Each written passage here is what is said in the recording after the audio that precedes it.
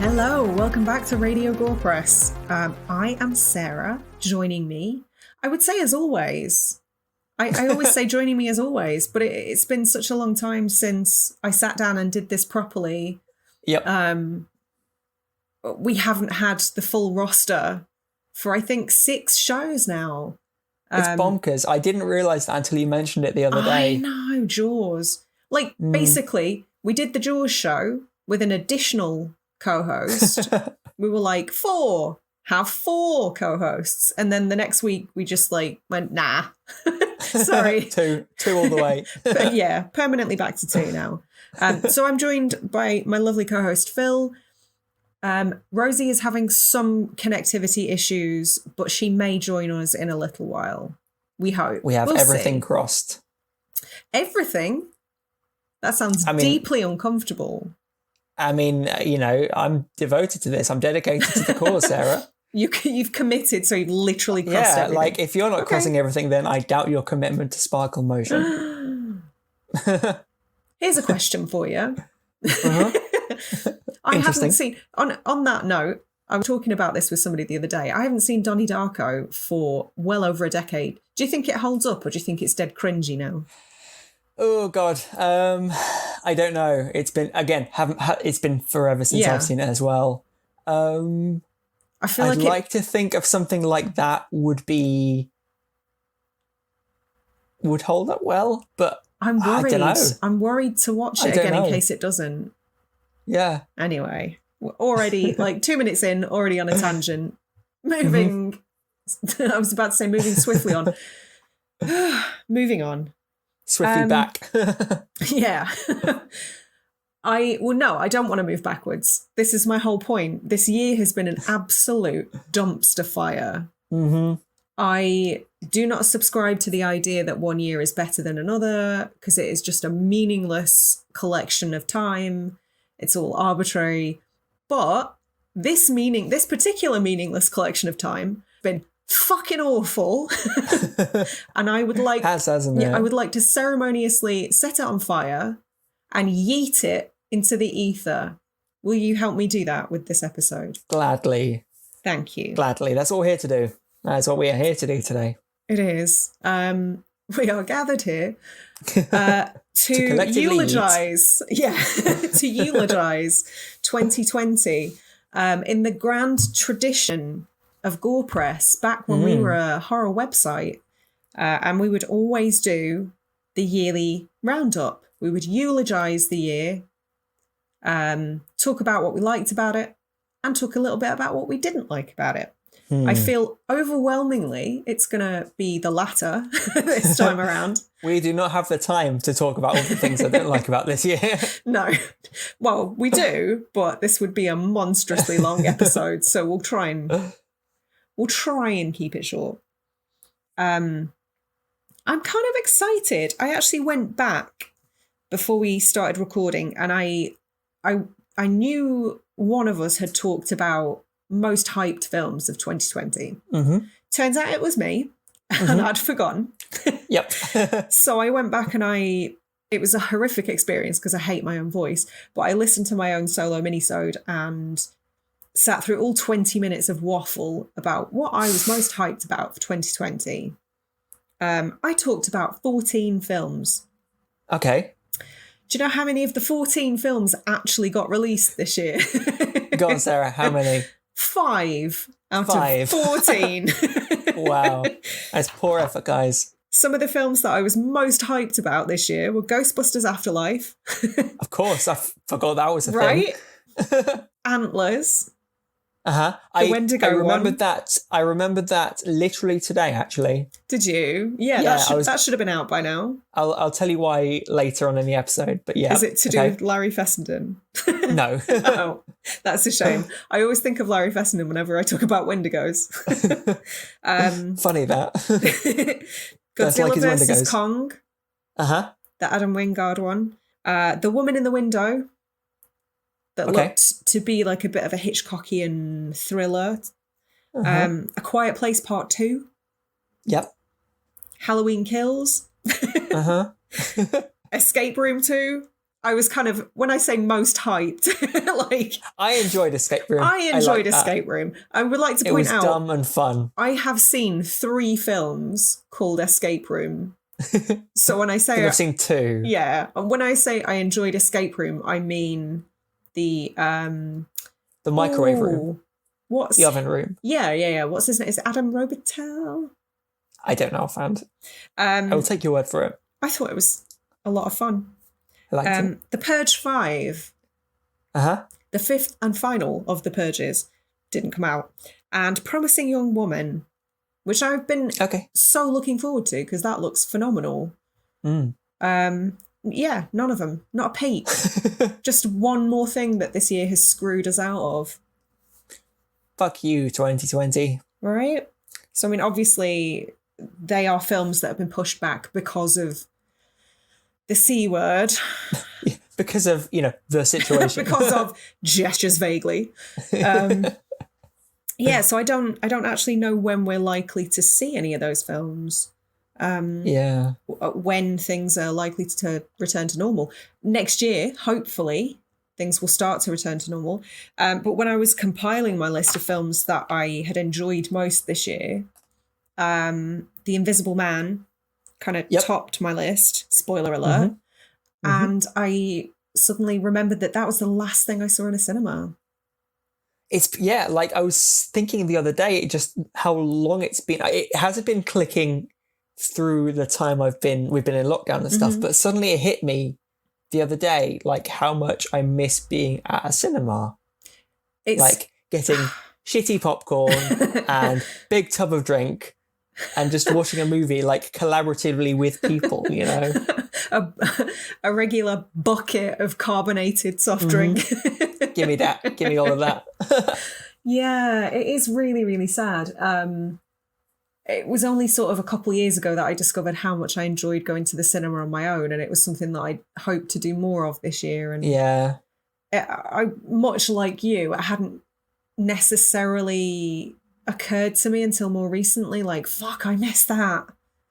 I want that. I want to see this on a humongous screen. It's not just that, like, just being, like, I'm introverted. I'm not, well, I think I'm more of an ambivert, but anyway. What's like, an I'm ambivert? Kind of goes both ways. Kind of half, like, in some situations extroverted, in some situations introverted. Okay. But, like, I'm not one for going out and doing stuff, but it's just, it's taking its toll, Going out and doing things is largely overrated. Well, and so was my thought, but suddenly I'm like, actually, you know what? Yeah, but this is... I miss going out and doing stuff. I think there's an element of, like, to anybody who's got tendencies of an introvert, I think there's this element of, like, oppositional defiance where it's like, well, I don't want to do that. And then somebody goes, well, you can't do that. And it's like, well, now I want to do that. How dare you? Yeah, I think you're right there. It's just nice to have the option, isn't right. it? So yeah, I am hoping that there are more trips to the cinema on the horizon next year. Let's hope so. Fingers crossed. It was strange to see how things were dealt with as well, because I had kind of made the assumption that things like Fright Fest wouldn't happen. But they found a way to do it online, which I thought was kind of cool. Yeah. I think, like... Expensive for films that you're viewing on your own crappy TV in your own home. But at least they found a way around it. Yeah, I think this kind of year has made people deal with things that they wouldn't have otherwise dealt with. And I'm not meaning that in kind of broad kind of the pandemic sense, but just like all of a sudden everyone needs to work from home. So businesses need to kind of create contingencies for that. And, all of a sudden everyone... I guess it shows how resilient a lot of people, a lot of kind of companies can be, because all of a sudden they're having to find solutions to problems they didn't realize they'd have. I would be really interested to see how this impacts working life for people going forward, because I think so many jobs can be done from home that I think we're going to see more of it going forward. I think if you kind of factor in the sheer cost to run an office, if that's not necessary, I think a lot of companies are going to be doing away with that in the future. Probably. It'd be interesting to see. You'd hope there would be a pay rise for everyone to account for extra bills and stuff. Well, yeah. But yeah, maybe without the office costs, then companies would be more willing to shell out. I think so. I think this year has proved more than anything else that the notion that people are more productive when they're being observed is not true. Mm-hmm. So I think it's been kind of eye-opening, and it'll be really interesting to see how this goes, how this moves into 2021. We shall see. Yeah, obviously it doesn't affect the two of us currently because we are self-employed. Not together, individually self-employed. We haven't somehow forged some sort of animation jewelry making megazord. We definitely should. Although that would be interesting. Let's discuss this later. But yeah, how do you feel about it? Because you're somebody who worked in an office and kind of got the shitty end of the stick when it came to... Yeah, I mean, it's to a certain extent, like certainly in the office I was in, I had moved teams a couple of months prior to or maybe a year before being made redundant. The first team I was in was really social, so actually it was really nice being in that, because there was a bit of a mix around. I got moved to a team that was a lot more kind of focused on work. And so I'd frequently just kind of put my headphones in and just work away. Okay. So even though I was with people, you may as well have been socializing. Yeah. Is it and so actually, is it the social element that you miss the most then? Yeah, I think so. Like moving teams kind of sucked. It was a shame because I'd forged a lot of good friendships with a lot of people in that group. Tom, in fact, who joined us in the Jaws episode, was one of them. And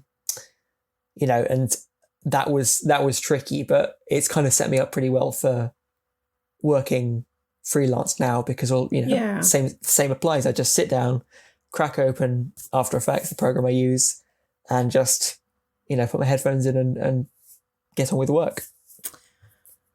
I was about to quote Dr. Malcolm and say life finds a way, but then it's true. It's true. You're very much so. You're definitely right in that. I think we're far more adaptable than we all thought we were at the start of this thing. Yeah. Resilient is a good word. I like your word, resilient. So in terms of films, I just want to say, well, let me get it out of the way. I don't, this is something that we do on the minisodes really often. We don't do it in the main show. But I'm going to get a little bit soppy and say that our little Radio Gorepress family is the fucking best. This year, more than any other, our Patreon has really not just like taken off, but brought this group of misfits together. And it's such a lovely little supportive thing. And I am just so here for it. So I want to say a massive thank you to our current patrons who, like, we literally would struggle to put this out every other week without you guys. It sounds really soppy, but it's true at this point. Yeah, definitely. So I would like to give a quick shout out to Twisty Pigeon, AJ Can't Fail, Fitzgeraldo82, Gungraves, Hatcliffe, Attack from Planet B, Nana Samboy, Specieside, The Scullion, Zip Zap, Jessica Deer, and of course, James State, who also does our podcast artwork. So you should definitely check him out. You've all seen his work. It is the fucking best. So mushy stuff out of the way. Moving on. What do you want to talk about, Phil? What have you seen this year?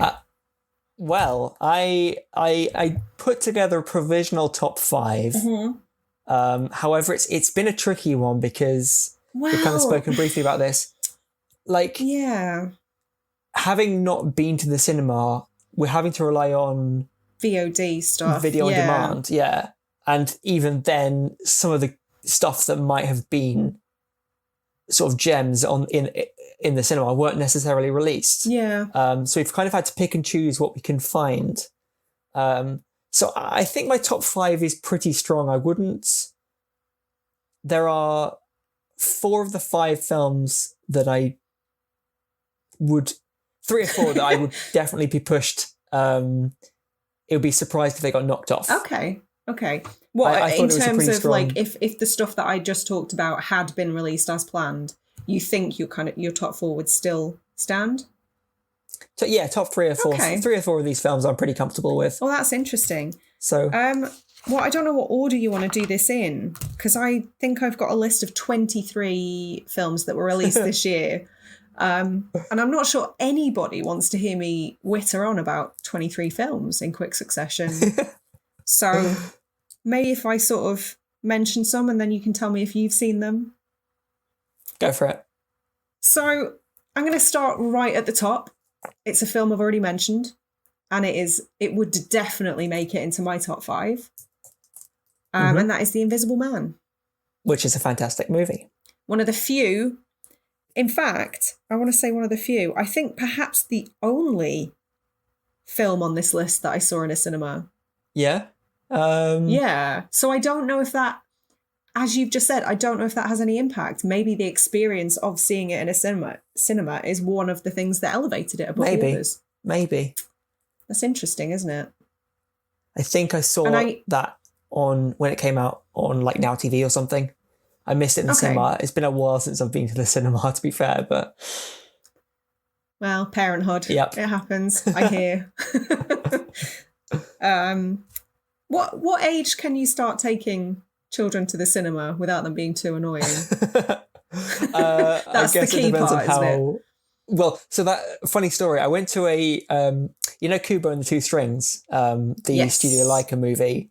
Mm-hmm. I saw that in the cinema. However, didn't factor in for the fact that it would just be full of kids. It felt very weird going in with like parents and they're like 7-year-olds and there's just me on my own in the cinema. Like, this is not sure.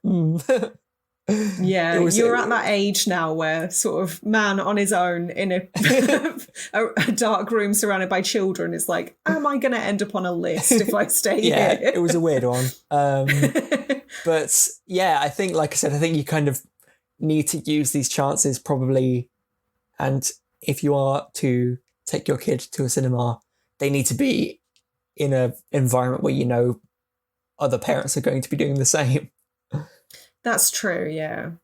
I think I was 4 when I started going to the cinema. Okay. Accompanied, not on my own, obviously. It's like, bye, mum, off to the cinema. I was very mature for my toddling age. off with your, like, cash in hand. I think, I would have been 4 because I went to see The Land Before Time. Okay. And I remember being good as gold, but then I wouldn't I? My memories are very unlikely to be. I was a dickhead, ruined the experience for everybody. That sounds much more likely. Never took me to a cinema again. So The Invisible Man. Mm-hmm. We've talked about it on the mini-sode already, so I don't want to go too in depth.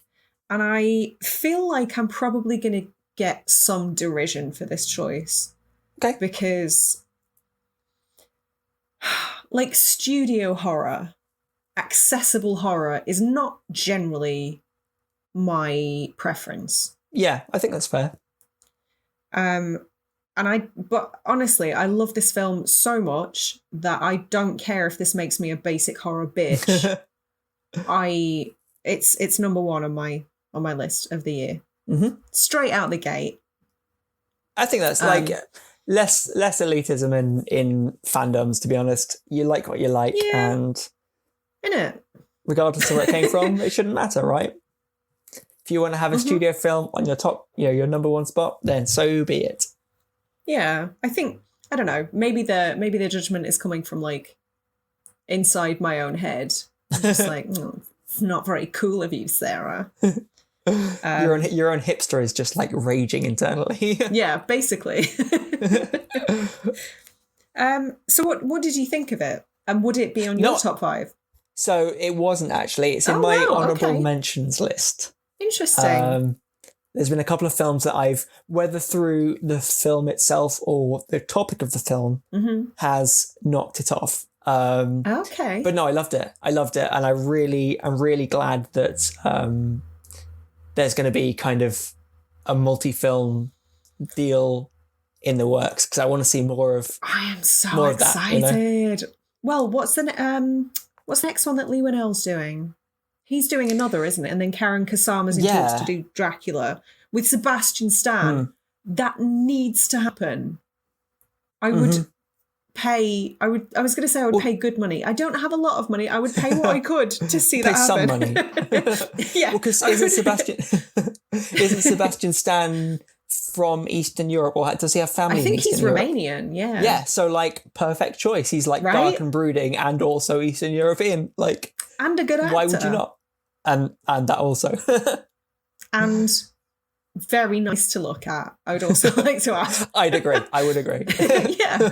There's another one, because I know we've talked about this before. Obviously, Universal tried to like reboot with the Mummy.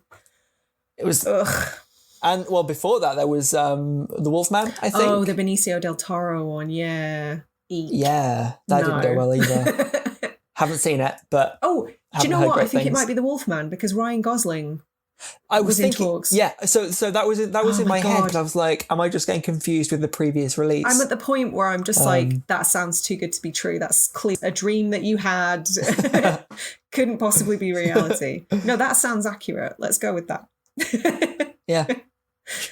So I'm excited. I'm excited to see how that goes. And I really, really, really hope that the movie industry having to grind to a halt this year isn't going to affect too many of these productions that had been planned. Because obviously it's an issue with TV shows. Netflix has gone back on quite a few of their renewals just because there's going to be such a bottleneck. When the production studios reopen, they're not going to be able to do everything at once. So some things that they previously renewed are getting the chop, which is devastating. Yeah, you really feel for the people involved, like, don't you? The elation of being told that you got a season 2 and then getting the phone call saying, actually, sorry to be that guy, but yeah, it's one of those situations where you can't be angry at anyone. You like it's understandable. The decision's understandable, but there's no one to blame because, of course, it's just one of those things. You know, those sort of situations are the worst because you kind of like, you feel like you want to rage at someone, but you can't. That's the worst, like getting screwed over, but understanding why. Exactly. And having to be okay with it. Yeah, that sucks. So go on then, give me one off your list. So that is actually a pretty good jumping off point. I've got Host on my list. Talking of films that have, or like studios struggling with the pandemic, Host is obviously a film that came out because of the pandemic, and certainly no talk of it prior to half a year, 9 months, well, however long a year ago, certainly no talk of that a year ago because such a film didn't exist. But for saying it was done on a shoestring budget with such a small, complete unknowns as well, with unknowns, with a small crew, like and in the middle of like a lockdown, it was that alone is a cause for celebration. But not only that, they made a really good horror movie. It wasn't bad. You know my feelings on found footage. Yeah. What I will say is I really enjoyed this more than I expected to, and I would cite this as an example of a found footage done well. Yeah, I can imagine that. I think if memory served, you watched that, and then because we'd already spoken about it in the minisode, we didn't really catch up about after it. So yeah, that doesn't surprise me. I think that is, I can imagine that would have been your opinion. But no, I thought they utilized the medium really well. I think that's perhaps the sign of a good, or at least one of the signs of a good film, because it wasn't just kind of like funky camera glitches. They actually used Zoom really effectively. They used the tools that Zoom had. Yeah, even of course, even like the live filters. The filters and the video background, like it was a film that would not have worked, I don't think, in any other situation. Because everyone was on Zoom because of people working remotely. Everyone knew its functionality, everyone knew what it could do, and so there was an immediate kind of recognizability and like accessibility that had the film come out with the same concept but not kind of surrounding the pandemic, then I don't know. I don't think it would have gained the traction. I think it would still been a solid movie. But I don't think it would have got the traction that it had. I think much like something like Blair Witch, it's a found footage film that is very of its time, and the genius lies somewhere between the concept and the marketing. Yes. Yeah. Yeah, very much so, because Blair Witch came out when the internet was still fairly in its Wild West days. There wasn't the kind of veracity that it has now. And so, like we'd spoken about previously, you could get away with kind of claiming these actors were dead and no one would know any different. Yeah. And then all of a sudden you had this movie coming out that was ostensibly a snuff movie because it was about people dying. Yeah. So yeah, like just a simple tale of totally one arsehole kicking a map into a river. I'm not over it. I'm not over it. You're not over that, Mike, you idiot. But yeah, like I just really enjoyed that film. It really shit me up. I would agree, actually, and I think one of my biggest complaints about found footage is how cheap the scares often are. Yeah, and they didn't feel cheap. They felt opportunistic, but they didn't feel cheap in this. Yeah, and that's one of the reasons I really enjoyed it. Yeah, I think as a horror fan as well, I think this is something you struggle with as well. It's you become more and more desensitized to the scares. I think when a film does come out that really stays in your head for a little while, of course it's gonna be kind of up there on the lists of top favorite movies or whatever, So yeah, that was my first mention. Again, a little bit of a segue, somewhat related.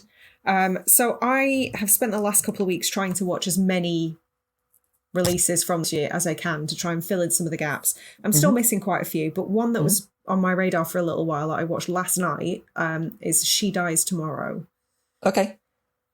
And it's still percolating. I don't really know how I feel about it, but I wanted to bring it up because I feel like, again, if I'd seen it any other year, I would not have appreciated it. Yeah.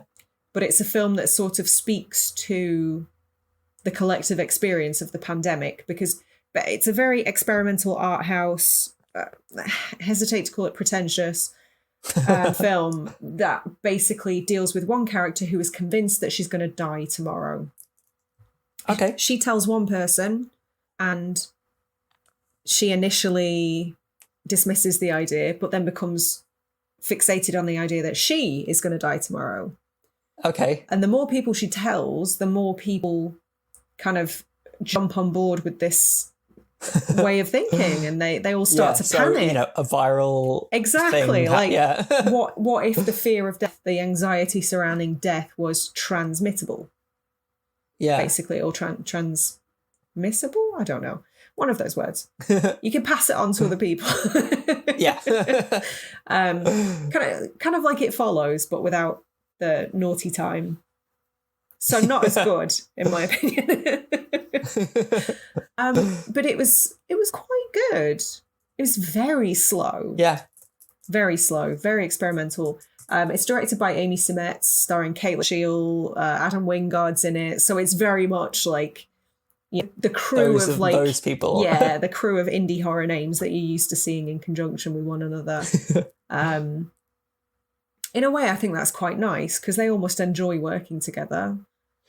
Definitely, it's becoming almost like a bit of a collective. Yeah, it must be quite nice, sort of having a sense of community, people who share your ideas and your passion for filming. I don't know. I think it's quite nice. Anyway.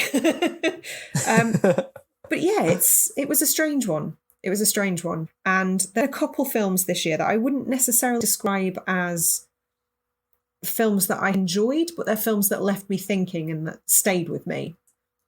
And I think there's definitely a power in that should be acknowledged, whether or not you enjoyed the film.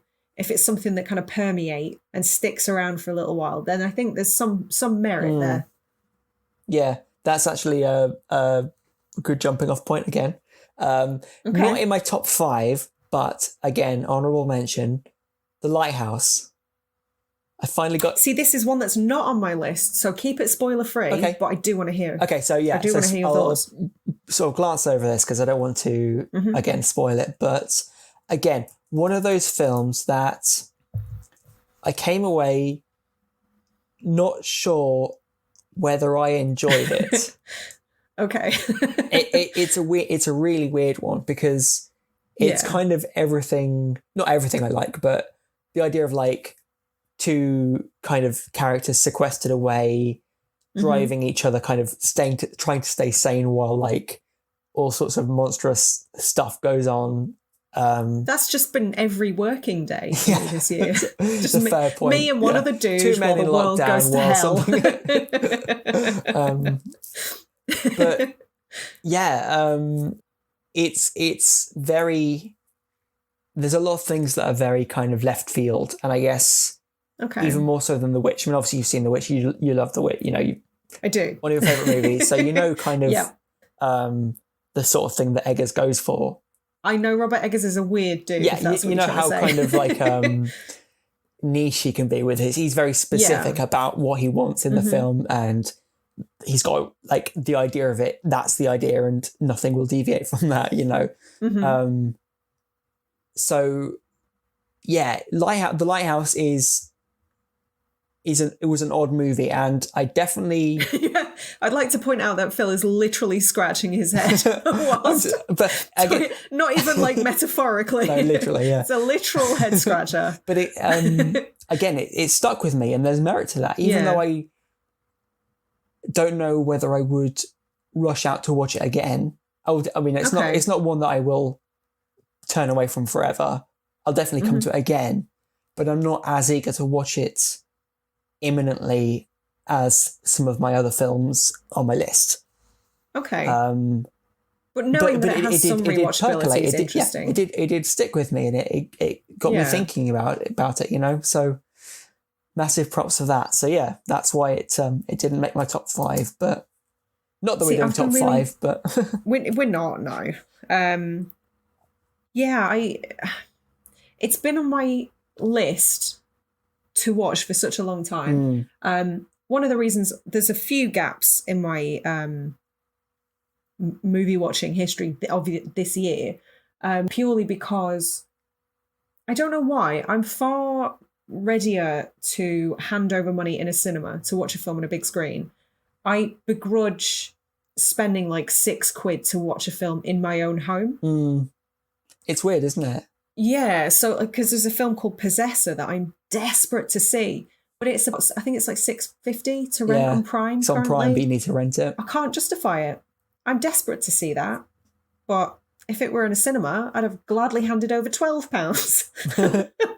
I can't make sense of it. But yeah, The Lighthouse is definitely on my list. I feel like it's one of those films that you have to be in the right mood for. I would agree with that. And I've been struggling to concentrate lately, so I'm feeling maybe it's not the right time. Probably not. It's definitely not kind of chewing gum for the brain. It's quite cerebral. It's not like you don't necessarily need to overly think about it. It does make sense, and it's all sort of narratively cohesive and stuff. But yeah, it's a bit art housey, I suppose. And I anticipated that. I just really, really like Robert Pattinson. For saying and it's the same with Kristen Stewart, actually. They both got really bad reps for Twilight. But yeah, really, they've done some really good work. Yeah, I love that they've both kind of disavowed Twilight and like distanced themselves from that as much as possible. But then loads of people were involved in it, like Michael Sheen, Anna Kendrick, so many people. But those two, for whatever reason, obviously main characters, but they just got tarred with this reputation of being like twinkly vampires or whatever. Yeah. And it's so undeserved because they're brilliant, both of them. Right, the next couple I'm going to skim through very quickly because they're films that we have either covered this year or that we've talked about on minisodes very recently. So I'm going to get two out of the way straight away, one of which is Come to Daddy. Yep. Which incidentally was on my list of most hyped films of this year. It's one of the 5 that actually did come out. And again, would probably be in my top 5. Yep. And the other one is Colour Out of Space, which you and Rosie covered. So I'm going to knock that off my list too. I loved it. I think Richard Stanley is a G-dang genius. And people should be foisting money at him, hand over fist, to make more movies. Apparently they are. Give that man all of the money. Give him big budget. Well, maybe not big budgets. I think he's probably one of those is the mother directors of that works invention. well within their means, I suppose. Yeah. Give him middling budgets and then check back in 6 months. I'm sure you won't be disappointed. What else did I talk about in minisodes? I have definitely talked about The Lodge, so I'm going to knock that off the list. That was one that I think came out in the first half of the year, and it was a very slow burn kind of cult affiliated horror thriller, I guess. Okay. I didn't find the ending to be particularly satisfying, but again, it's a film that stuck with me. I was thinking about it quite a bit after I'd watched it, so may have to revisit that at some point. What else? Oh, I know what's going to be my least favorite of the year. Me too. We'll talk about that. Curious to see what that is. I wonder if there's going to be much overlap in our lists, actually. Well, I tell you what, here's another quick one to cross off because we both talked about it in a mini-sode, and that's The Hunt. Yep. Is there anything any more ground you want to cover with that one? I don't think so. You quite enjoyed it, didn't you? Yeah, I don't think it made it onto my list. But that being said, it was a lot of fun to watch. In kind of similar to The Purge sort of way. Yeah, an escape room, like we mentioned earlier. The same kind of... Not necessarily groundbreaking, but a lot of fun to watch, and it does what it does well. Yeah, I thought that one was interesting because before I'd heard the film, I heard about the controversy surrounding the film. So my interest was piqued straight off the bat. And then I think when we finally got the film, there was a bit of an anticlimax, I guess. Because what's controversial about it? Firstly, I think, if I remember rightly, the story went that it was sort of demonizing either, I can't remember if it's Republicans or Democrats, but it was kind of apolitical. Yeah, I was going to backtrack a bit because I said that it knows what it is, but in retrospect, having remembered that, I think it could have done without the political aspect. Oh, really? I think it would have been better for it. It felt not misguided, but it felt like it was trying to say something, but then taking conscious steps to avoid saying something. Okay. Like, because it tried to be this, because I again, like, us will spoil things. The idea was that the killers were all lefty woke types, and the people being killed were right wingers and more kind of conservative Republican characters. Yeah. But I don't know. It just felt like it was trying to say something, but didn't really know what. I know exactly what you're saying. I think they maybe set out to try to make some sort of political comment, but then kind of like wimped out at the last minute. Yeah, got sanitized or something. Yeah. Like they knew they wanted to make some sort of a statement, but then were like, oh, but we don't want to offend these guys, but we don't want to offend these guys either. Let's just make it kind of straight down the middle, shall we? Yeah, exactly. Exactly. And I I completely get what you're saying, but I think I preferred that. Okay. I think perhaps too much of a firm political message might have detracted from the fun of it. Yeah, I think actually I would have preferred less, because if it was like we're doing a fun movie where these people have to escape from unknown killers and the story evolves from there, then that would have been, I think I would have enjoyed it more, because then it would have just been like popcorn movie, just enjoy it, don't think about too much afterwards, and be done with it. That's fair. Whereas it felt like it was trying to say something but didn't know what. Yeah. No, that's understandable. So another brief segue. Segue. Kristen Stewart. I watched Underwater. Underwater, yeah.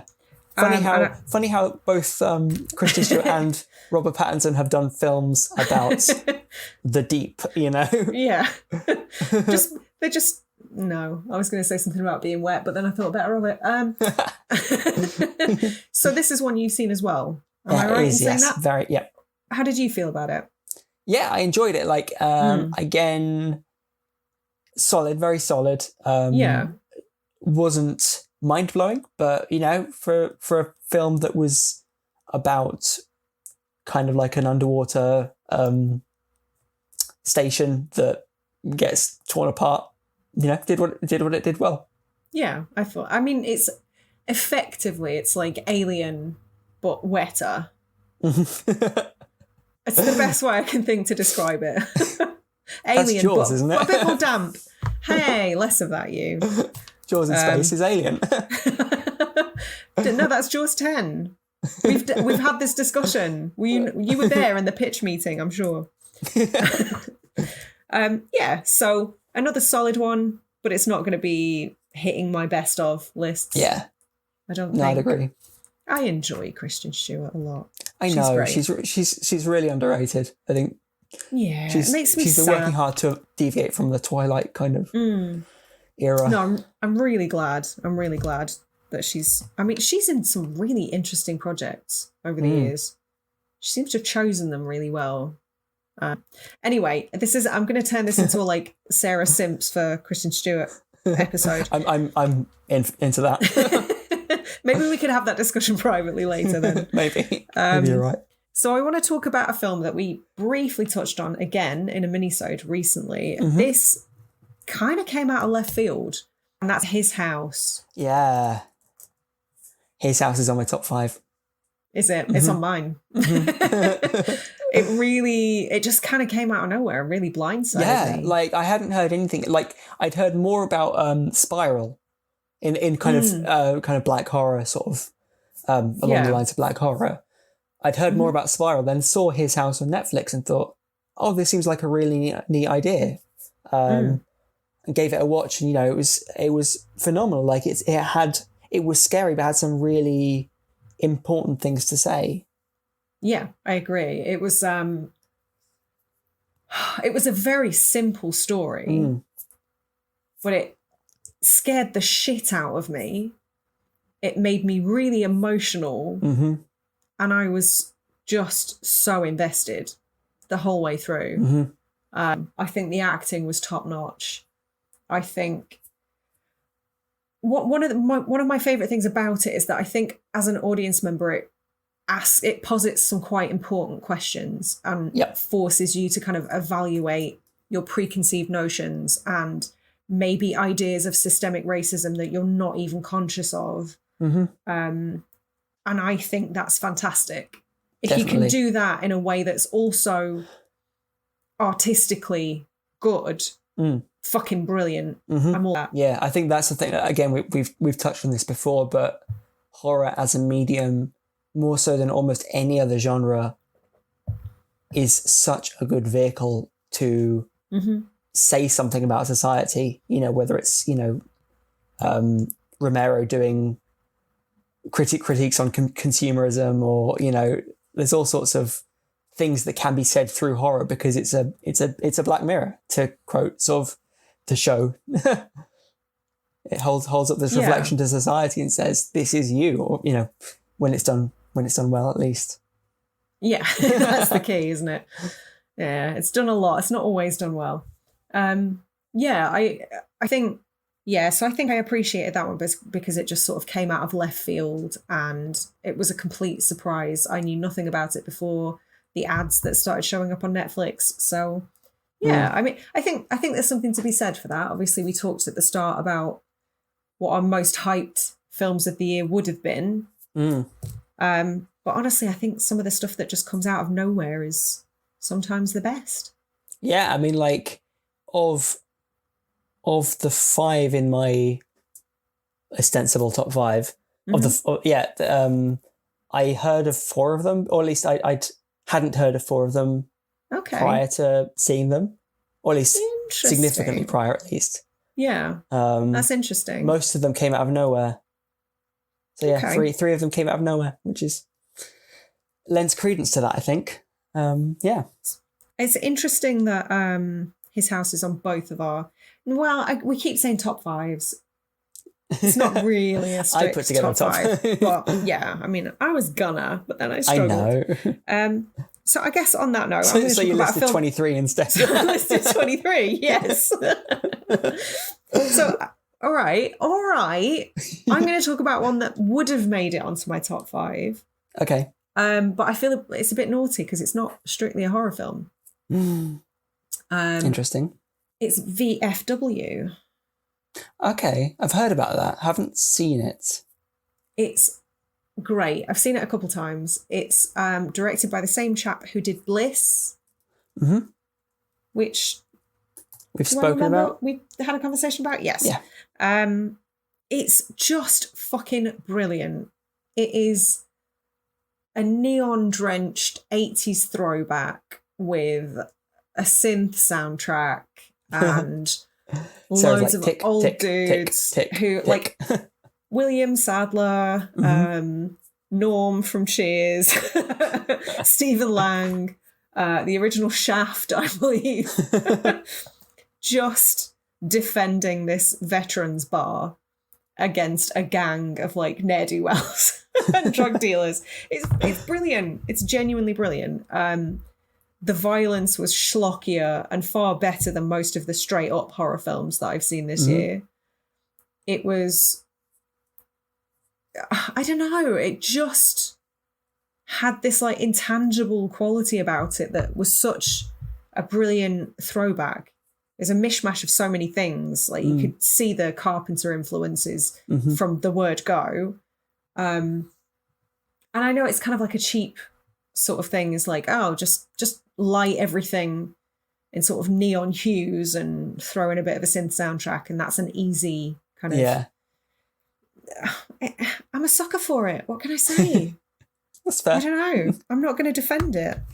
I think everyone should go out and watch that film. It's on Netflix in the UK if you haven't seen it already. Oh, okay. I will keep an eye out for that one because it's like going through the list of 2020 horrors because I need to kind of have a bit of a refresher of what had actually been released. I'd seen it mentioned in a couple of lists, so yeah, give it a try sometime. Okay, it is. Give it a try. It's good, clean fun, but not clean. Fun. It's just good fun.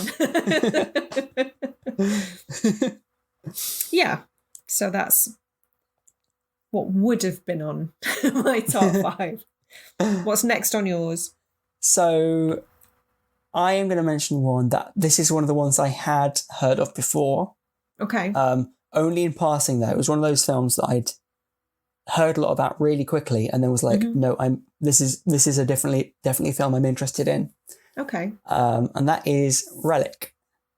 Oh, do you know what? Right. So this has been on my radar for a couple of months because Nicole, who does the Twin Peaks podcast. Okay. Yep. I can't remember which of their shows it was, but she talked about having seen that and she said she was kind of interested to get the Radio Gorepress opinion on it. Huh. So it's been on my list for a while. So again, can you keep it spoiler free? Of course. But give me your thoughts. Yeah. So this is one of the reasons I'm actually kind of glad that I had to step out of last week's minisode because both the films I'd watched, I knew I wanted to talk about on this episode. So I felt like I'd be a bit ridiculous me talking about 2 films twice in a row. Okay. So the rough plot of Relic is it follows a mum and a daughter who get called to the daughter's grandmother, the mother's mother, to her house after she has gone missing. They spend some time trying to search around and like cleaning up the place. It's the place is in a bit of a state. It's shown that the grandmother is starting to lose control of her mental faculties as well. Okay. So they've assumed she's had a bit of a breakdown almost and kind of gone missing. Yeah. She eventually turns up and kind of carries on as if nothing's happened. And the whole film is about her steadily becoming detached from her own mind. Okay. And then the daughter's dealing with that. I don't want to go in too much. There's more to it than that. Yeah. But without wanting to spoil it, I won't say much. But it floored me. Oh wow! I really, really loved it. Really loved it. It was exactly my sort of film. Let's say. See, as soon as I read the synopsis, the film that it brought to my mind was The Last Will and Testament of Rosalind Lee. So it's I'm saying that as somebody who knows absolutely nothing else about this film. But it just from the synopsis, it sort of gave me the impression that it would be that sort of like melancholic horror that's rooted in reality. It's slightly less. What was the word? I was thinking of a word that was good. Introspective. It's slightly less introspective than Last Will and Testament, because obviously that deals with is that Aaron Poole? Yes. His character. That deals with his character kind of going about his business while Vanessa Redgrave has a voiceover at the top. So it gets you get the sense that it's quite lonely. You get a sense of loneliness in the film. Whereas I would put Relic kind of the exact halfway point between that, the Babadook, and maybe The Taking of Deborah Logan, just for the sort of topic. Oh, like the dementia thing. Yeah. Okay. Yeah, I don't want to go into too much, but I loved it. It's Australian, is it? Yeah, it's got Emily, what's her face? Emily Mortimer. Emily Mortimer, yeah. And Bella Heathcote from Neon Demon. Yes. And also the grandma was played by a famous Australian actress whose name escapes me, but she was in a film we watched afterwards as well. No, she wasn't in Neighbours. So it wouldn't have surprised. I mean, she might have been. I think it's kind of a rite of passage for Australian actors, isn't it, to go through. But yeah, I really loved it. Really loved it. It's one of those films that just kind of sits with you. So thoroughly recommend it. Do you know what's fucking annoying? Last night when I was like, right, let's watch another 2020 horror film. So there's, another potential to talk about. And it was between that or She Dies Tomorrow. And I think I picked wrong. I mean, it sounds like She Dies Tomorrow it sounds like an interesting premise, certainly. She was in The Matrix Reloaded and Home and Away. I haven't seen Home and Away yet, no, and Matrix Revolutions as well. Oh no! What did we watch? Oh, we watched Gods of Egypt. Yeah, she's in Gods of Egypt. Oh dear! Slightly less of a high caliber film than. But that was on Prime. But again, you do need to pay money towards it. Fork over some actual silver. Yeah, we'll see. At the moment, at least, it might come out. It might come out free, but yeah. Well, they all end up on streaming eventually, but it's whether or not I can wait, isn't it? That's the thing. So, I can't possibly talk about the remnants of this list because it's too long, and I realise we're already at about the hour mark. So I'm desperately trying to think about what would be better discussed. Have you seen the Babysitter sequel? No. You enjoyed the first one, remember you saying it was quite disappointing, though. I thought it was shit. Okay, very disappointing then. I thought it was really bad. You know those sequels where it becomes clear that the makers kind of went, people really like this about the original, so we'll just do that, but even more of it. Yep. And they really like this too, so we'll just shove in a bunch more of that. but having completely misunderstood the exact ratio of what made the first one good. Yep. And also, I think the first one was written by just one guy who also did a film called Spontaneous that came out this year, which is also worth a watch. Okay. But the second film, I think, had like 4 or 5 writers, which to me is never a good sign. Because how are you ever going to get a coherent script from that many collaborators? Yeah. Unless it was like somebody wrote it and then somebody else did a rewrite and then someone else did a rewrite on that. And it's just like a weird game of Chinese whispers. Yeah, no, definitely. And that's kind of what it felt like. That's what the film felt like. Like it had been an idea that had been interpreted one too many times by different people in an attempt to improve it. And it had swung too far in the other direction. And the best part about The Babysitter was Samara Weaving. And there was too much of an absence of Samara Weaving in the sequel. Oh, no. So, yeah. That's Sad a shame. times. It is a shame because when I heard that was coming out this year, that was probably in my most anticipated. So that was a real sad time. That's a shame. Yeah. Okay. I want to mention the Mortuary Collection. That's on my list too. Let's talk about that. Let's talk about I loved it. Awesome Clancy Brown in old man makeup. Just everything about it was great. It's one of those fun horror movies. Nothing about it is particularly scary, but it's just a blast to watch from. Or original, really. But it's just a blast from start to finish. Like everything about it, even dumb things like the fact that the town's called Raven's End, like it just has this whole like aesthetic that it knows what it is, and it embraces it. It's why I like, on a sort of tangentially related note, Dead Silence so much, because again, the town's called Raven's Fair. The type of movie you're going to watch when the town is called Raven's Fair. It's kind of tongue in cheek and a bit kind of spooky ghost story sort of thing, and that's why I'm really I'm more than happy to forgive the criticisms I have with Dead Silence, because it's a campfire ghost story at the heart of it. Beware the stare of Mary Shaw. Is that right? Is that Dead Silence? Yeah, it's Beware the stare of Mary Shaw. She had no children, only dolls. Only dolls. Yeah. Wow, how do I remember that? I haven't seen it in a decade. I should rewatch. It's the last line is about screaming, I think. Yeah, never ever scream or something like that. But again, it's just it's silly. I'm not talking about Dead Silence now, but it's silly. But it's so much fun. And that's why I love it. And that's why I also love Mortuary Collection.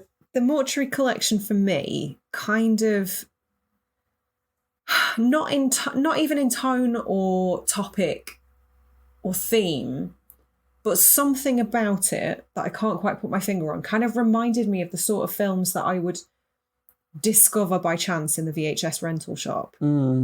Just like the kind of thing you pick because it's got a cool cover and you know nothing about it, and then you get it home and it's like, this is awesome. It's that sort of film where I feel like if I discovered that as a kid, I would have lost my tiny mind. And again, obviously without wanting to spoil too much of any of the films that we're talking about today, because they're all reasonably new, it has some really kind of magical moments in it. Like there was some stop motion towards the end that I thought was really cool. Like any anthology, it had strong moments, it had weaker moments, but I think despite the fact that there've been quite a few different people involved, it made sense as a whole. It was a coherent film, even though it was an anthology, and that's rare actually. Definitely. I think it's interesting what you say about the idea of it being something you'd find in the kind of like VHS section of a rental shop. It had almost a bit of a Tales from the Crypt sort of vibe, in the sense that it's like, or like a narrator. Creepshow. Yeah, like a narrator telling stories to whether the audience or a character within, and the stories are all a bit kind of bit silly and a bit bonkers, and And like Yeah. Clancy Brown's gravitas alone Love it. is worth tuning in for. He's a fucking gem, that man. He's a gem. Mm-hmm. I'm glad that you brought that up. Just because it knocks one off your list, right? Yeah. On that note, though, because I don't know how Shudder originals work. I imagine it's much in the way that Netflix originals work, in that it's not necessarily their own production. Yeah, it's just a film that it. they've acquired and are distributing. So I imagine, in much the same way that the Mortuary Collection was a Shudder original, a new one popped up last week.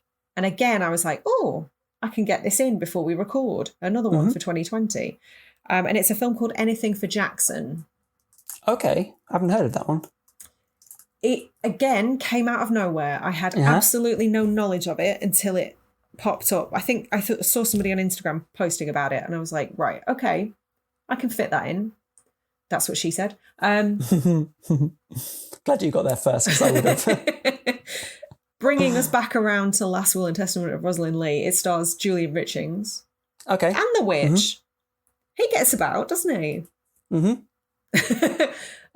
So it's Julian Richings and I forget the lady's name, Sheila something. She is the lady who owns the donut shop in the Umbrella Academy. Okay. I can't say to have watched enough of the Umbrella Academy to... How very dare you, Philip? I know. That's weird. That strikes me as the sort of thing that you'd be all over. I've tried a couple of times, but for whatever reason I just haven't got around to like carrying on, and then I keep starting over again, and suddenly it's less fun the first time, the second time, and third time around, because it's all familiar stuff to me, but I just need to sit through and like get through it, you know. Oh, I used to like you. Oh. You think you know a person. Fuck. That's the worst thing of 2020 now. The sudden disappointment in your face. Pandemic, nothing compared to just that now. I thought you were cool, man. I really enjoyed Anything for Jackson. It was, again, much like the Mortuary Collection, just kind of a surprise. And it is about an elderly couple who are Satanists. Okay. And they lose their daughter and their grandson in an accident. And they attempt to use like blood magic to... they kidnap a pregnant woman, and their intention is to perform a reverse exorcism where they sort of transmit the grandson's soul into the baby. Okay. So that they can have their grandson back. It's such a strange film, Phil. I can't explain to you how weird it is.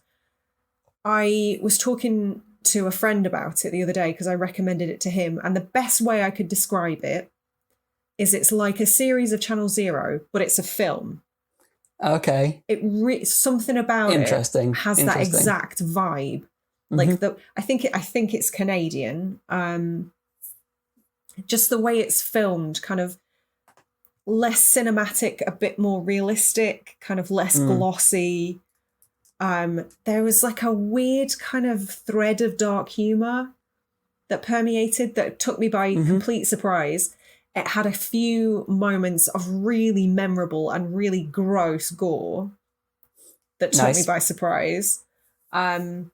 It has, I believe he's called Troy. Oh, I want to say Troy James. He's known as Twisty Troy. Okay. And he was the guy who was like in Scary Stories to Tell in the Dark. The jangly. Yeah. And I think he was in a series of Channel Zero as well, actually. Wouldn't surprise me. I adore that man. So few things scare me. But one thing that will always scare me and creep me out is humans moving in ways that humans should not move. And this guy is just... It's insane to watch him. He's an incredible contortionist. And it lends itself... His talents lend themselves so well to horror.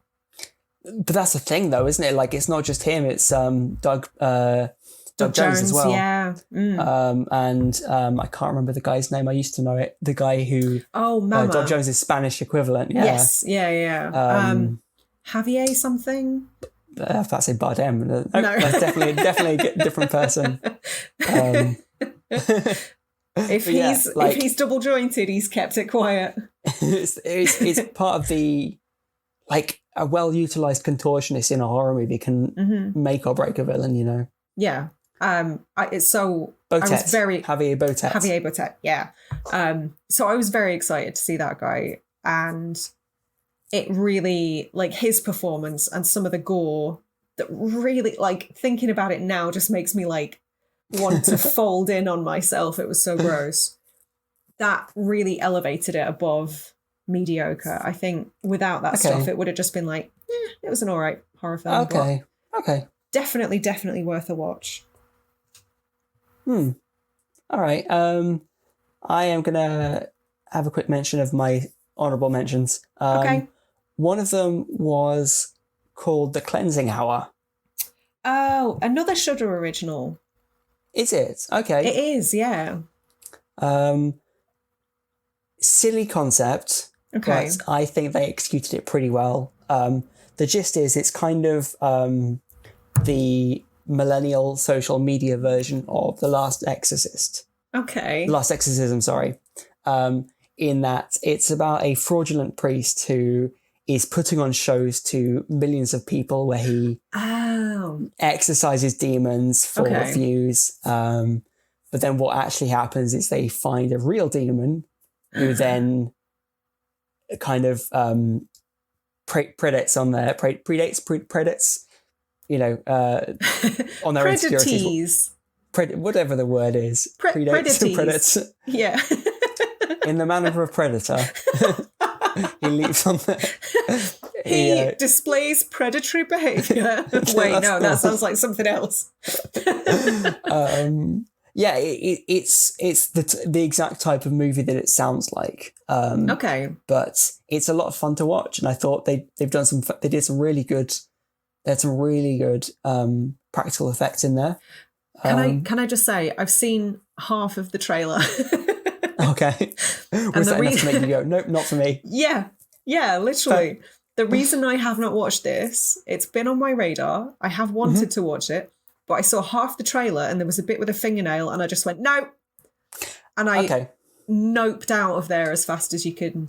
Well, at least it's that and not that you just didn't like the idea of it or didn't think it looked good. Conceptually, it looked interesting.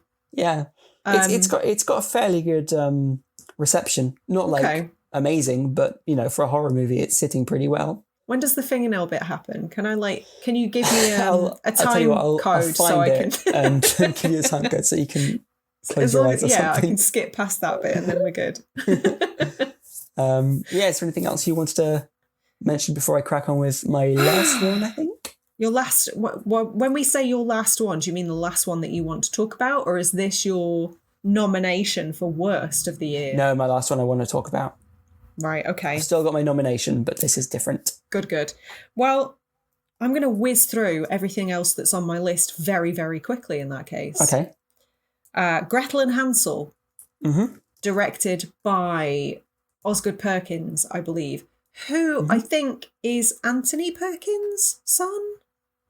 Okay. I think... I did seem to remember him having like a significance some sort of famous familial connection. Yeah. Yeah. Absolute dog shit. Okay. Mate, it's awful. It's awful. Visually stunning, but what a terrible, dry, overly long, pretentious mess. Did not enjoy. And like, go easy on it, Sarah. But ultimately, it's less about Gretel and Hansel and more about the witch and like female empowerment ultimately. And even that was just like, nah, next. Okay. Do not want. Another one that I watched on Shudder recently is Scare Me. Okay. I talked about this briefly in a mini-sode, so I'm not going to waffle on too long. It stars Aya Cash, who I absolutely adore, and who was fantastic in The Boys recently. I think she's a really versatile actress. She's really good at comedic timing, and it works brilliantly in this film. Okay. the entire premise is it's basically two people in a cabin telling ghost stories. Mm-hmm. That's it. Interesting. Okay. But it's filmed in such a clever way, and they use camera trickery and things to kind of illustrate the stories that work within the confines of this very bare bones setting.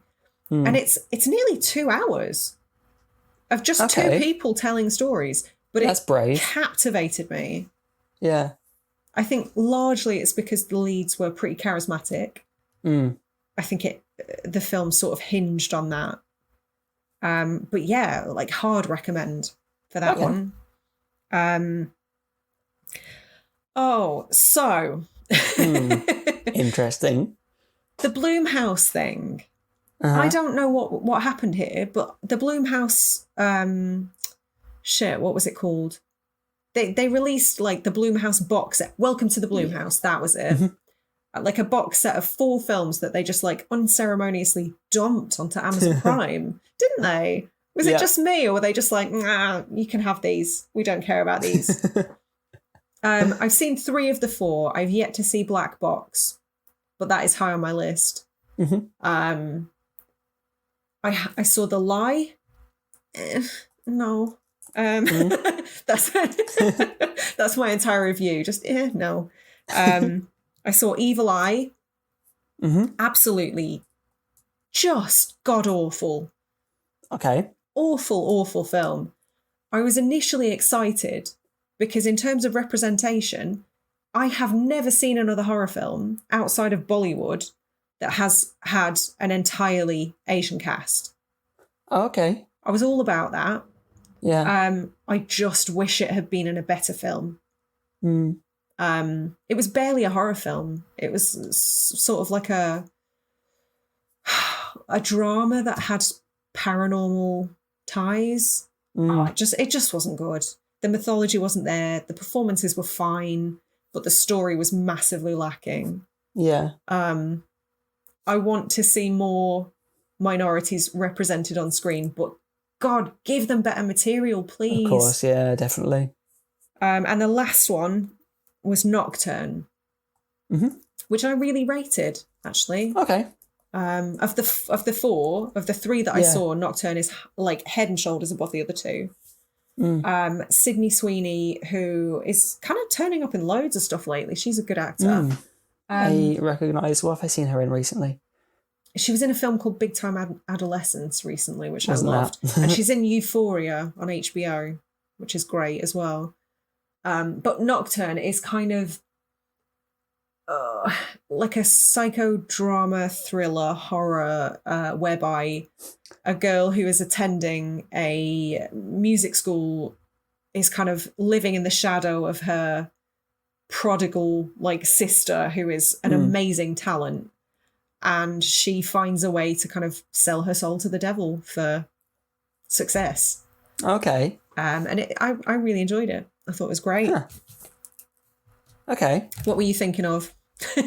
I think it might have been The Handmaid's Tale, looking at it. Oh, yeah. No, she's in loads of stuff. She's great. Couple more. Swallow, which I'm not going to dwell on because it's not really a horror. It was kind of sold as a bit of a horror, but it's not. It's a psychological thriller drama more than anything. Absolutely brilliant, though. Hayley Bennett is phenomenal. I would definitely recommend watching that. It broke me a little bit, which I was not expecting. Okay. Very emotional by the end of it. Yeah. The Beach House, which is another one that went straight onto Shudder. Kind of weird, sort of Lovecraftian. Interesting, interesting, but yeah, you might like it actually. I think it fell short of being great, but it was good. Yeah, it was good. It was fine. Scare Package, another really fun anthology. I've been meaning to watch that. Yeah, for the longest time ever since we spoke about it on the minisode. If you know your horror, it's a bit pandering. Okay. It depends where you fall on that. If you're likely to feel pandered to, you might not enjoy it. But if you think like the nods to other things will be fun, which I kind of landed more on that side, to be honest. Yeah. I kind of like the wink winks and the nudges were about as subtle as a sledgehammer to the face, but I still enjoyed them. Bit fan service then. I'm not above it, you know. Ghosts of War went straight to Netflix. Yeah, I remember did not enjoy. That. Didn't enjoy. Mm-hmm. It was fine, and then they kind of went, "Whoop, sci-fi," and then it ended. And I don't want to spoil it, but just when it got interesting, it ended, and they didn't explore any of the interesting stuff. That's a shame. It was such a half-baked film. And the last thing on my list is I'm thinking of ending things, which was the Charlie Kaufman Netflix. Of course, yeah. Yeah. Yeah, I remember posting about that on social media, I think. That was heavy going. I can imagine. That was dense and oppressive and very, very melancholy. Mm-hmm. About the most depressing experience I've had watching a film this year, I think. I've watched Anomaly, so I know what to expect. I don't know, man. Oh, really? Yeah. Yikes. I am absolutely in love with Jessie Buckley, though. I'll watch anything that she does. And she was fantastic. It wasn't quite what I expected. It was far more depressing than I anticipated, but I'm glad I watched it. So okay. And that's it. That's everything. Apart from 25 films or whatever it was. Apart from my, as Scullion would call it, my contender for the Turd Scooping Wooden Spoon of the Year award. Which we'll save in a bit, because I've got one more film on about. Okay. Just briefly gloss over it, because I know we're eking out this episode as long as we can. This is all solid gold. How dare you? Are you suggesting this has been nothing but filler? Filler. Never. Nice. Well done. It's, again, might not be your sort of film, but I really enjoyed it. Right. It's called The Wretched. Oh. Why do I... Hadn't heard of it. I've heard of it. Tell me more. Just as I believe it's about a family who've recently moved, and they set up in a house in which the son suspects next door lives a witch. That sounds rad. Why have I not seen this? Yeah, like it's again not like mind blowing, but it's pretty solidly rated. So like Fright Night, but instead of a vampire, it's a witch. Yeah. The only reason it feels a bit studio horror. That's why I thought it perhaps might not be. Is the witch also played by Chris Sarandon? No. I'm out. But yeah, like for saying I hadn't heard anything about it, I hadn't heard any kind of critical response. It was just something we put on a bit of a whim. Okay. I actually enjoyed it. Is this like brand new? Is this one you rented? I think it's on Now TV. So I think it's accessible. Okay. Might have to check that. But yeah, like it wasn't. I certainly enjoyed it. I don't want to put words English into your mouth. You language? might not, but is it English language or subtitled or what? Yeah, it's on Now TV. The Wretched. Okay, well, that's interesting. Fine, coming Again, out with films I've never fucking heard of, showing me off. I know, right? What is this? Me of all people.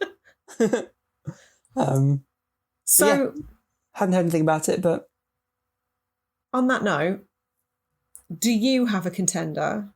I do. For worst film of the year? I do. I purposely watched this movie with the intention of putting it on this. Did you? Of nominating it. Yeah. I wonder if it's going to be the same one.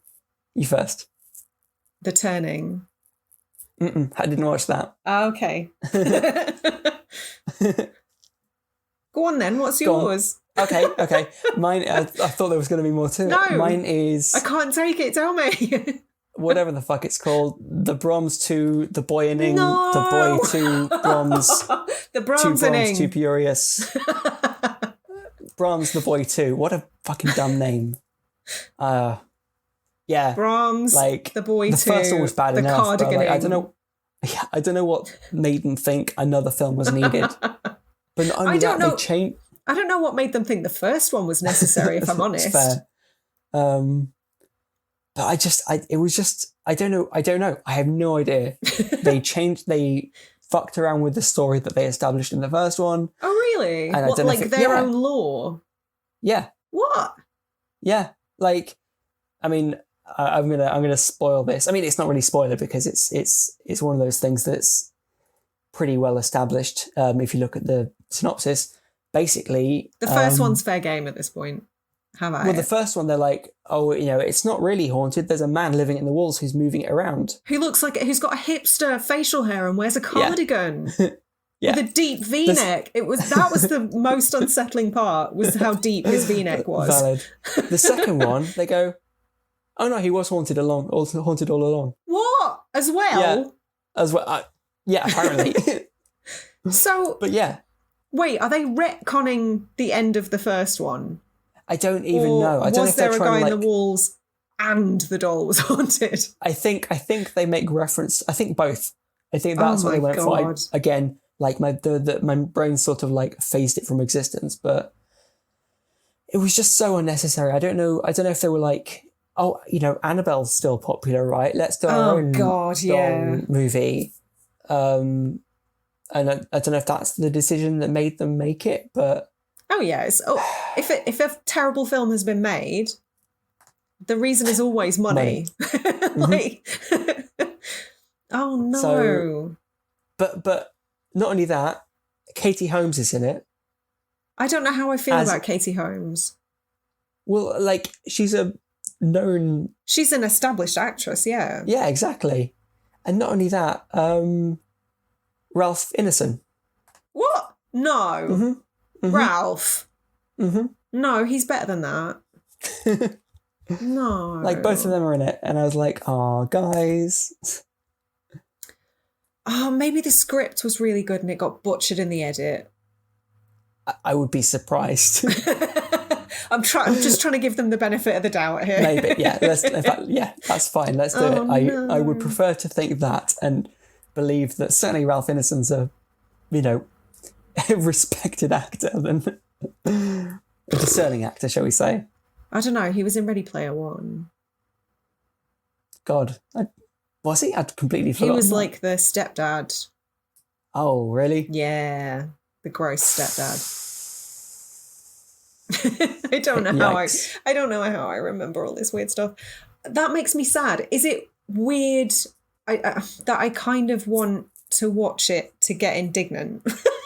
Like, do I hate myself enough to watch this film is what I'm asking. For anyone else, yes, that would be weird. For you, no, that's exactly what I expect. I just want to sit there and like white knuckle the sofa getting righteously angry. I don't know why I get anything out of that.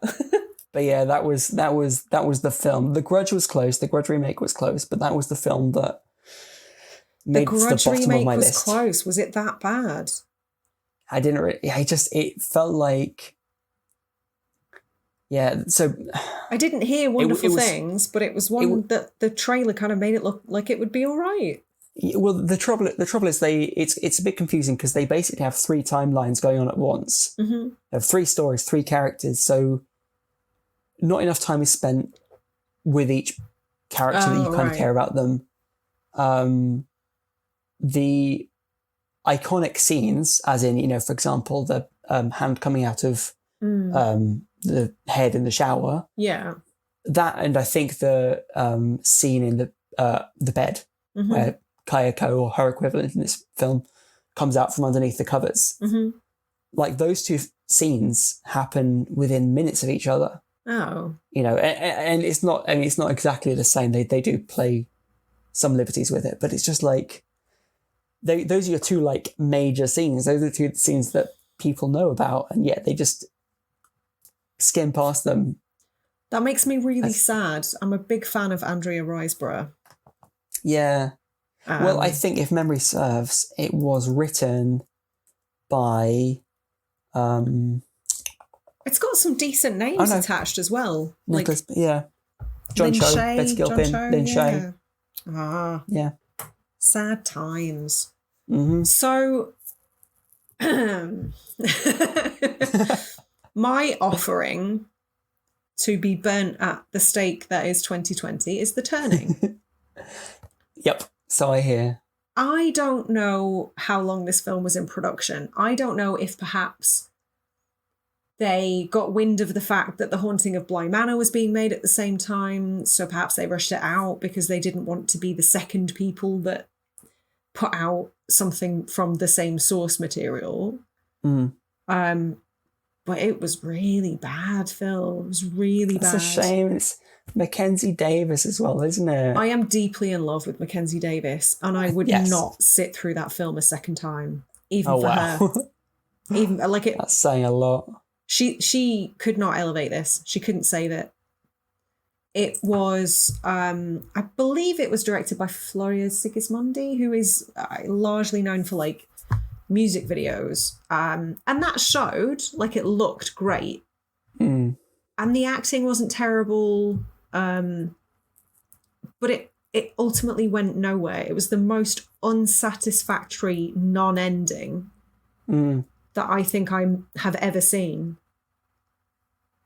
And I mean, Rubbish. But the source material has an ending. And I didn't particularly enjoy The Haunting of Bly Manor, but it dealt with the adaptation far better. Mm. And I mean, The Innocents is so good. I was about to say, like, of all the films to remake, you know, it's got such a rich history. You'd want to do it justice. But you know? It's ripe for like making a really scary, creepy film as well. And it just it fell short in almost every way. And just when you think you might be getting some answers, it just ends. It just ends. That sucks. It made me want to put my fist through my TV. I was so angry.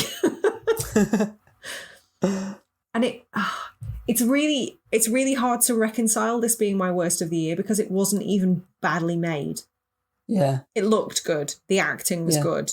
But there was just something about it that just fell apart. I was so disappointed. Okay. So I think I'll give it a watch. I've been curious ever since seeing the trailer, but it's good to know that I shouldn't be getting my hopes up.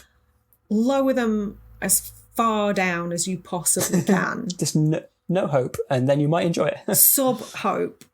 Then, negative hope. Yeah.